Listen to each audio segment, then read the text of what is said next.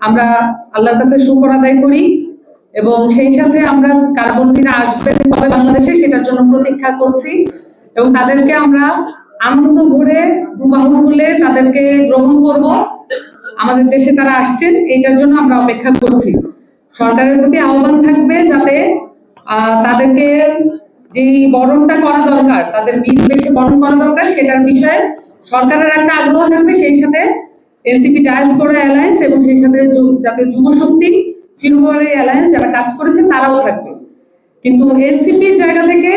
প্রবাসীদের ভোটাধিকার নিয়ে দেখেছেন যে যেখানে ঐকমত্য কমিশনে যে আলাপচারিতা ছিল, সেখানে এই যে প্রবাসীদের ভোটাধিকার নিয়ে এনসিপির যে সোচ্চার ভূমিকা, সেটার কারণে আমরা বাংলাদেশের প্রথম প্রবাসীদের ভোটাধিকার পেতে যাচ্ছি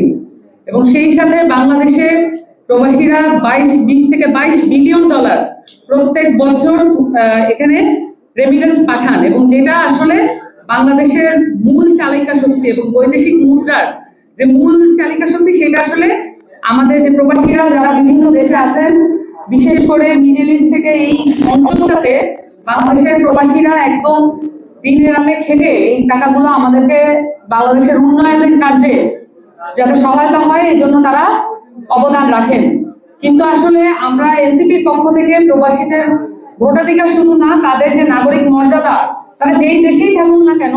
সেটার নাগরিক মর্যাদা নিয়ে কথা বলা কিন্তু আমাদের কাজ।